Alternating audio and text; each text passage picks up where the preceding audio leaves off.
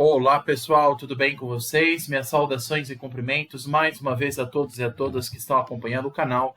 Professor Lucas aqui para a gente analisar mais uma bateria aí de questões da primeira fase em Direito Tributário. Hoje escolhi o 20º Exame de Ordem Unificado, organizado como sempre pela Banca FGV, que ocorreu no ano de 2016, mais ou menos no meio do ano de 2016, esse exame caiu, e eu peguei a prova do tipo 1. Tá, para a gente analisar as 4 questões que na época caíram de direito tributário. Atualmente, pessoal, não custa lembrar que atualmente o exame da OAB não cobra mais 4 questões, ele cobra 5 questões de direito tributário na primeira fase. Mas na época, antigamente, em 2016, ele cobrava apenas 4 questões, tá, de direito tributário. Pessoal, é importante, sempre vou dizer isso, até o dia da prova, o pessoal vai prestar o 39º exame de ordem, agora no próximo domingo, dia 19 de novembro de 2023. O pessoal está se preparando para a primeira fase. Eu vou insistir numa coisa, gente, todo santo dia aqui no canal. Façam questões. Isso vai ajudar vocês a lembrar da matéria, vai ajudar a exercitar, vai ajudar a gente a estudar os principais pontos e aquilo que a banca mais gosta de perguntar. Como eu sempre falo aqui no canal, a Banca FGV, ela tem um banco de questões, ela tem várias questões que ela tem de exames anteriores, e o que ela faz? Às vezes ela pega essas questões antigas, ou ela modifica, ou ela utiliza a mesma questão e aplica em exames posteriores. Então, ou cai questão repetida, ou cai questões muito parecidas. A lógica basicamente é sempre a mesma.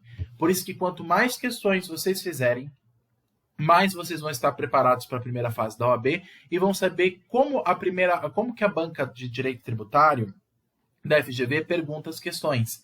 Saber quais são os temas que eles mais gostam, saber como eles perguntam cada um desses temas. E o pessoal que está aqui me acompanhando no canal há mais tempo sabe que a banca FGV adora repetir temas.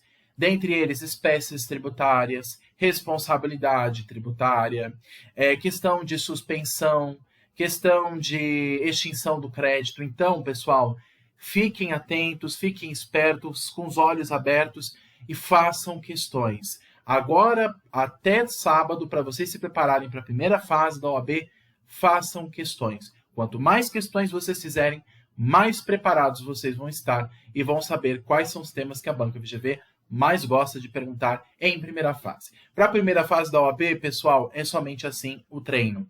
Para a segunda fase, existem métodos diferentes, mas para a primeira fase, tem que fazer questões e alternativas, tudo bem? Então, o meu objetivo, mais uma vez, é a gente continuar os nossos estudos. Vamos lá? Vamos analisar a nossa primeira questão do bloco. As questões de direito tributário geralmente caem no meio da prova, né? Essa questão aqui, nessa prova de primeira fase, caiu entre as questões 25 a 28. São 40 questões, desculpa, são 80 questões no todo. Entre a 25 e a 28 caiu as 4 questões de direito tributário, mais ou menos na metade da prova. Então, vamos analisar a primeira questão do nosso bloco do 20º Exame de Ordem Unificado, que caiu em 2016. Questão de número 25, nossa primeira questão do bloco. Vamos ler com calma e entender qual que é a alternativa correta e por que as outras não são. Vamos lá, vamos ler com calma. Questão 25. Determinado ente da federação instituiu um tributo incidente sobre a folha de salários e demais rendimentos do trabalho pagos ou creditados, a qualquer título, à pessoa física que preste serviço a empregador privado, ainda que sem vínculo empregatício, com o objetivo de financiar a Seguridade Social. Então, ele está criando uma nova contribuição, um novo tributo para financiar a Seguridade Social, um ente da federação. Em sintonia com a Constituição Federal, que é a CRFB, Constituição da República Federativa do Brasil de 88, assinale a opção que indica o ente da federação competente para a instituição do tributo descrito e o nome do tributo em questão. Pessoal, eu já falei com vocês aqui, inclusive eu fiz um short vídeo, um vídeo pequeno explicando sobre isso. Qual que dos 4 entes federais... Quais são os 4 entes federais? União, Estados, municípios e o Distrito Federal. Qual desses 4 entes federativos tem a competência de criar novos impostos ou novas contribuições sociais? Lembra? A União.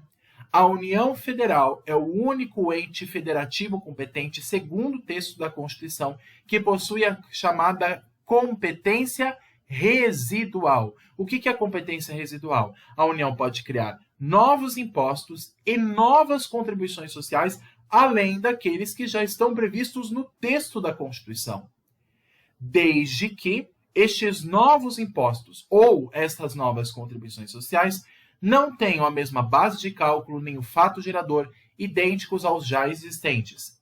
Também não pode ter caráter de cumulatividade e deve ser instituído por meio de lei complementar. Então, essas são as limitações que a Constituição estabelece. A União tem competência para tratar de novos tributos? Ela tem, mas existem limites para isso. Tem que ser por meio de lei complementar, não pode haver cumulatividade e não pode ter o mesmo fato gerador nem a base de cálculo dos tributos já instituídos. Então, ela pode criar tanto novos impostos ou novas contribuições para financiar a Seguridade Social, chamada contribuições sociais, que envolvem as contribuições que financiam o sistema da Previdência Social, da Assistência Social e do sistema de saúde. E diante disso, ele pergunta qual o ente federado competente que estabelece. A alternativa B e a C falam da União. Ok. Todos os entes da federação podem fazer isso? A questão D está errado.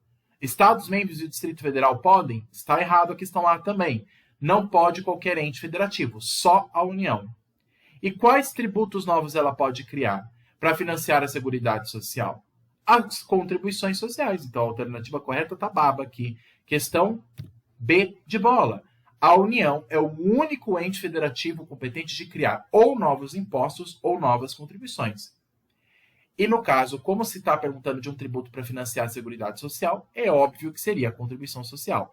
Aqui embaixo fala de imposto sobre a renda, mas o imposto sobre a renda já foi instituído. Ele não pode criar um novo imposto sobre a renda. Só há um que já foi instituído pela União e já está previsto no artigo 153 da Constituição. A União pode criar novos impostos? Pode, desde que não sejam idênticos aos já existentes. Imposto de renda já existe. A União não pode criar um imposto idêntico, um novo imposto idêntico ao imposto de renda. Ela tem que criar um outro tipo de imposto com outro fato gerador e uma outra base de cálculo. Não pode ser igual aos que já estão previstos, a exemplo do artigo 153 da Constituição. Então, o que sobra para nós, segundo o gabarito oficial do 20º exame de ordem, é a alternativa B. A União pode instituir contribuições sociais, no caso aqui, financiando o sistema da Seguridade Social, que é aquele macrosistema que abrange a Previdência Social, a Assistência Social e o sistema de saúde. Alternativa B de bola para a questão 25. Tudo bem? Questão, tranquilíssima, gente. Essa questão é baba. Tá entregando para vocês de graça um ponto para a OAB, hein? Então, não perca essa oportunidade. Vamos para a próxima questão? Questão 26? Vamos lá. Questão de número 26. Fulano de tal prometeu adquirir de uma autarquia federal um imóvel residencial urbano. O sinal e parte substancial do preço são pagos no momento da lavratura da escritura pública de promessa de compra e venda, que é prontamente registrada pelo Registro Geral de Imóveis, o RGI, competente. O saldo do preço será pago em várias parcelas.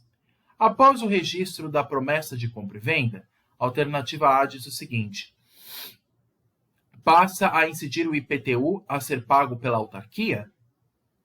Alternativa B, continua não a incidir o IPTU por força da imunidade da autarquia, cujo nome continua sendo ao imóvel do RGI. Ainda agora a autarquia figura como promitente vendedora? Alternativa C, passa a incidir IPTU a ser pago solidariamente pela autarquia e pelo fulano de tal? E a alternativa D, passa a incidir o IPTU a ser pago pelo fulano de tal, uma vez que a registrada no RGI a promessa de compra e venda de imóvel. O que aconteceu aqui, pessoal? Nós temos uma situação. O fulano de tal, ele vai adquirir um imóvel urbano de uma autarquia federal. Pera lá, a autarquia federal é um ente público? Sim, é um ente público da administração indireta. Assim como nós temos os entes da administração direta, União, Estados, Municípios e Distrito Federal, nós temos da administração indireta, a exemplo das autarquias, das fundações públicas, da Sociedade de Economia Mista e as fundações públicas. Tudo bem. A autarquia é um ente público, correto? assim como as fundações, a sociedade de economia mista, as empresas públicas. Legal. A autarquia, ela é um ente imune? Lembra que a gente estudou sobre os entes imunes?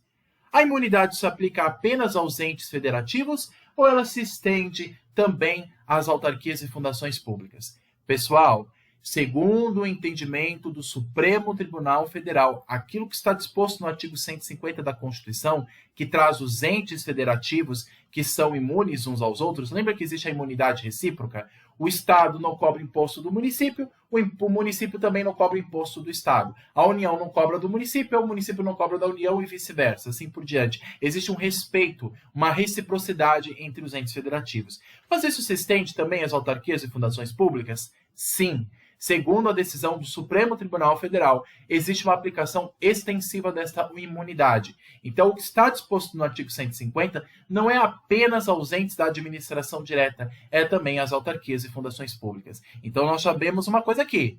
A autarquia federal, ela é imune. Então, ela não é obrigada a pagar tributo. Então, o município não pode cobrar imposto da autarquia. Então, isso já percebe que tem já bastante alternativa aqui errada, dizendo que, como houve a transferência da propriedade da autarquia para o fulano de tal, a autarquia teria que pagar o IPTU ou teria que responder de maneira solidária pelo fulano de tal. Errado. A autarquia não vai pagar IPTU nesse caso.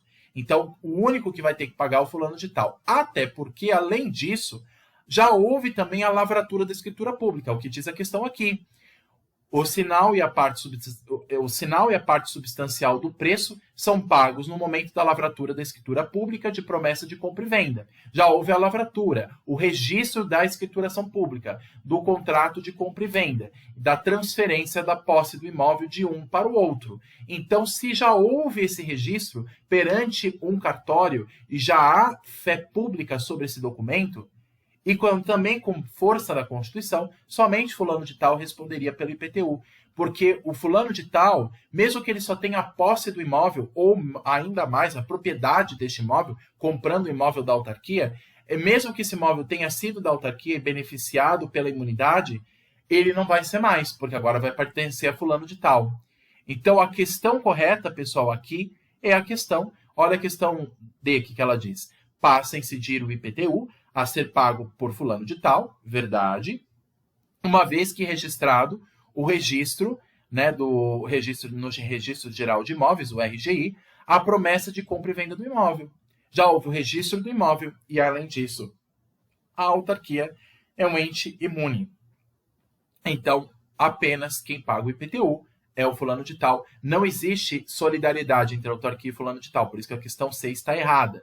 A questão A diz assim, passa a extindir IPTU a ser pago pela autarquia? Não, a autarquia é um ente, inclusive, imune, e além disso o imóvel já foi registrado em cartório. Então a posse já passou para o fulano de tal. Não há mais aqui, não tem nada a ver mais o imóvel com a autarquia. E aí a questão B diz assim, continua a não incidir IPTU? Claro que vai incidir. Vai incidir IPTU sobre imóvel urbano, só que agora não vai ser cobrado da autarquia, que aliás é um ente imune, vai ser cobrado do fulano de tal. Então a questão correta é a questão D de dado.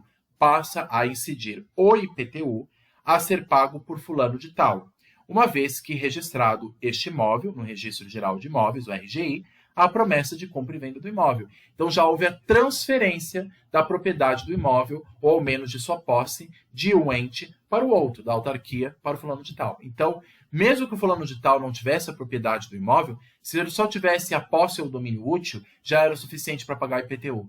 E o que interessa para a lei é isso, é quem tem o imóvel. Não precisa ter só a propriedade. O fato de só ter o domínio útil também bastaria. Então, fulano de tal é o único que vai responder pela obrigação principal e acessória de cumprir com o IPTU. Como o IPTU é destinado ao lançamento de ofício, a obrigação acessória é quem cuida ao município. Mas ele vai ter que pagar a parcela, o carnê de IPTU. Então, fulano de tal é sim responsável para pagar o IPTU ao município, apenas ele. Não existe responsabilidade solidária aqui. Tudo bem? Questão correta é a questão D de dado para 26. Tranquila, hein, pessoal? Já envolveu dois institutos que nós estudamos aqui. Imunidade tributária, responsabilidade tributária também, e também envolve a questão da regra matriz de incidência de IPTU, que nós já estudamos aqui no canal, a questão de propriedade, posse ou domínio útil do bem imóvel urbano. Tudo bem? como uma das regras para a regra matriz de incidência do IPTU.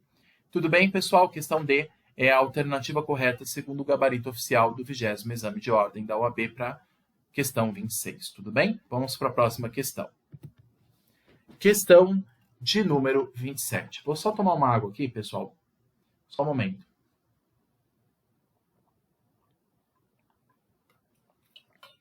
Perfeito.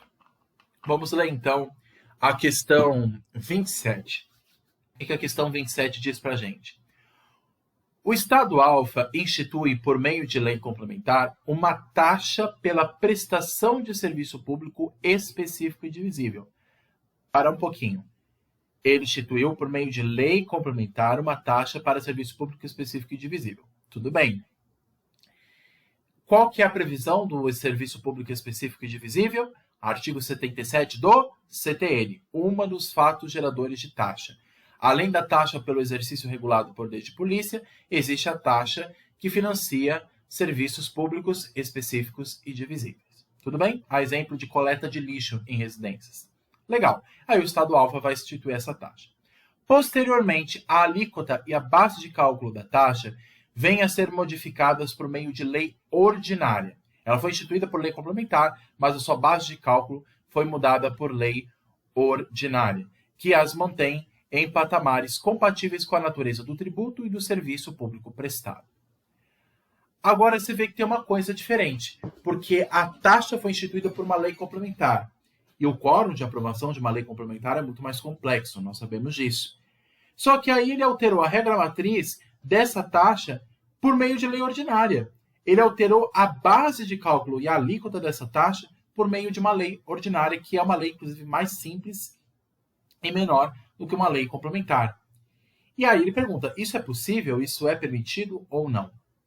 Questão A diz o seguinte, integralmente inválida, pois a lei ordinária não pode alterar a lei complementar. Questão B. Parcialmente válida apenas no que concerne a alteração da base de cálculo, pois a modificação da alíquota só seria possível por meio de lei complementar. Questão C. Parcialmente válida apenas no que concerne a alteração de alíquota, pois a modificação da base de cálculo só seria possível por meio de lei complementar. E questão D. Integralmente válida, pois a matéria por ela disciplinada não é constitucionalmente reservada à lei complementar. Pessoal, eu quero chamar a atenção para vocês para uma pegadinha que nós temos aqui. Ele fez de propósito isso para testar vocês. Ele falou que ele instituiu uma taxa por meio de lei complementar. Mas precisava de lei complementar para instituir taxa? A regra geral, pessoal, para se instituir tributo é por meio de lei ordinária. Não precisa de lei complementar. A não ser se o texto da Constituição dissesse que precisasse. Por exemplo, instituir novos impostos, como eu falei para vocês, da competência residual, embora os estados não tenham competência residual. Mas no caso da União, ela instituir novos impostos ou novas contribuições sociais. Isso só cabe à União fazer, é a competência residual. Ela pode fazer isso? Só pode. Ela pode fazer quando ela quiser, desde que seja por meio de lei complementar. E como eu sei disso? Porque o texto da Constituição assim exige. Artigo 53 da Constituição fala dos impostos federais. Lembra do imposto extraordinário de guerra? Desculpa, lembra do imposto sobre grandes fortunas que nós falamos aqui brevemente no canal? O imposto de grandes fortunas pode ser instituído pela União a qualquer tempo? Pode, desde que seja por meio de lei complementar. E como eu sei disso? Porque o artigo 153 da Constituição diz que é somente por meio de lei complementar. Não pode ser por meio de lei ordinária. Quando a Constituição ela estabelece uma condicional que tem que ser por meio de lei complementar, aí não tem jeito. Mas a regra geral não é lei complementar. A regra geral é lei ordinária. O princípio da legalidade tributária, ele presume lei. Não importa se complementar ou ordinária. A regra geral é a lei ordinária. Para eu instituir um novo tributo, para eu instituir uma regra tributária que está prevista na Constituição, basta a lei ordinária. Não precisa de tanta coisa, não precisa de uma lei complementar. Basta a lei ordinária. Agora, só exigiria lei complementar se a Constituição assim o prevesse. Para o exemplo do imposto sobre grandes fortunas, para os impostos residuais, as contribuições residuais também. Aqui não é o caso. Taxa, pessoal, não tem essa restrição. Ela pode ser instituída apenas por meio de lei ordinária. Mas se ela for instituída por meio de lei complementar, tem problema? Não, mas não precisava tanto. Não precisava ser uma lei complementar. Bastava uma lei ordinária. Então já que foi instituído por meio de lei complementar, ele pode ser alterado por meio de lei ordinária? Porque ele está no patamar de lei complementar. Uma lei ordinária pode alterar uma lei complementar? Nesse caso, é possível, porque não é uma exigência para que haja lei complementar para mudar bases de cálculo e alíquotas de taxas. Precisava apenas de uma lei. E a lei ordinária já era suficiente. Então, a questão correta aqui é a questão D de dado. Olha só que pegadinha, hein, pessoal? A lei complementar, na hierarquia das leis, ela está acima da lei ordinária? Sim, ela está acima. Mas uma lei, como é uma lei geral, também tem isso, pessoal. A lei complementar é uma lei geral? Sim. E a lei ordinária é uma lei específica. A lei específica também acaba sobressaindo sobre a lei geral na sua regra. Então, se uma lei específica ela surge, a sua regra sobressai sobre a lei geral. A lei geral, exemplo, uma lei geral aqui que nós conhecemos no tributário, o CTN. O Código Tributário Nacional, embora ele não tenha o nome de lei complementar, a natureza dele é uma natureza de lei complementar. O Código Tributário Nacional é uma lei geral, é uma lei complementar, estabelece regras gerais estabelecidas pela Constituição. Agora, uma lei específica pode alterar algumas regras da lei geral? Pode. Ela pode substituir essas regras? Pode. E, além disso, nem precisava de lei complementar para instituir taxa, como eu falei. Não existe previsão da Constituição que a taxa precisa ser instituída por meio de lei complementar. Basta uma lei ordinária. Então, para alterar a base de cálculo e alíquota, também bastava uma lei ordinária. Não precisava de tanto. Não precisava de uma lei complementar. Só poderia ser instituído por meio de lei complementar se... Só seria exigível ser instituído por meio de lei complementar se a Constituição assim o exigisse. Se houvesse um texto na Constituição que dissesse expressamente, como diz a exemplo do imposto de grandes fortunas, como diz a exemplo dos impostos residuais, se a Constituição exigisse o nome lei complementar, aí tudo bem. Mas aqui não se refere a taxas. Nós não estamos aqui falando de um tributo como o imposto sobre grandes fortunas. Não existe previsão ou exigência expressa da Constituição que diz que tem que ser obrigatoriamente instituído por meio de lei complementar. Então, aqui, pessoal, tanto a lei específica acaba sobressaindo sobre a lei geral, a lei ordinária sobre a lei complementar, e a outra justificativa é também que, para alterar base de cálculo e alíquota, basta a lei ordinária, não precisa de lei complementar. Então, a questão correta é a questão D, integralmente válida, pois a matéria para ela disciplinada não é constitucionalmente reservada à lei complementar. Não existe uma exigência constitucional que exige apenas lei complementar para alterar base de cálculo e alíquota de taxa. Basta uma lei ordinária. Tudo bem? Então, a questão é a D de dado, a alternativa correta. Então, aqui, pessoal, a questão 27 fez uma pegadinha com vocês para ver se vocês estão atentos ao texto da Constituição. Várias vezes nós comentamos aqui no canal o texto da Constituição, os artigos constitucionais, e é importante que vocês leiam os artigos da Constituição, do Sistema Constitucional Tributário, para que vocês saibam os requisitos que a Constituição exige e quais os requisitos que a Constituição não precisa exigir, né? Basta uma lei ordinária para instituir. Então, os impostos, em geral, são instituídos por lei ordinária. Aqueles impostos que estão previstos no artigo 5.3 de competência federal, imposto de renda, imposto de importação, exportação, IPI, IOF, são impostos que são instituídos por meio de lei ordinária, não precisa de lei complementar. Não é uma matéria reservada à lei complementar. Só seria se houvesse previsão expressa no texto da Constituição, a exemplo do imposto sobre grandes fortunas. E para a taxa, a mesma coisa. Não exige lei complementar, não existe previsão na Constituição, não existe texto constitucional que exige de maneira expressa a instituição de taxa ou a modificação de base de cálculo e alíquota por meio de lei complementar. Basta lei ordinária, basta uma lei comum. Então, a alternativa correta é a alternativa D de dado, integralmente válida, pois a matéria, por ela disciplinada, não é constitucionalmente reservada à lei complementar. Questão correta é a questão D de dado. Tudo bem até aqui, pessoal? Eu sei que eu acabo repetindo muitas coisas e acabo, às vezes, até me enrolando um pouco aqui, mas se vocês não compreenderam, por favor, me avisem. Mas é basicamente isso. Lembrou que a regra geral é a lei ordinária. E só se exige lei complementar se a Constituição assim o prevesse. Tudo bem? Quem estabelece se é obrigatório ou não lei complementar é a Constituição.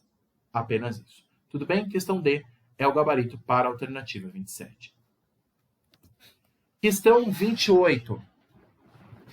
Após verificar que realizou o pagamento indevido de ICMS, Imposto sobre a Circulação de Mercadorias e Serviços, determinado contribuinte requer administrativamente a restituição do valor recolhido. O órgão administrativo competente denega o pedido de restituição. Então, o contribuinte pagou a mais, que é o valor de volta, e o fisco negou. Basicamente isso.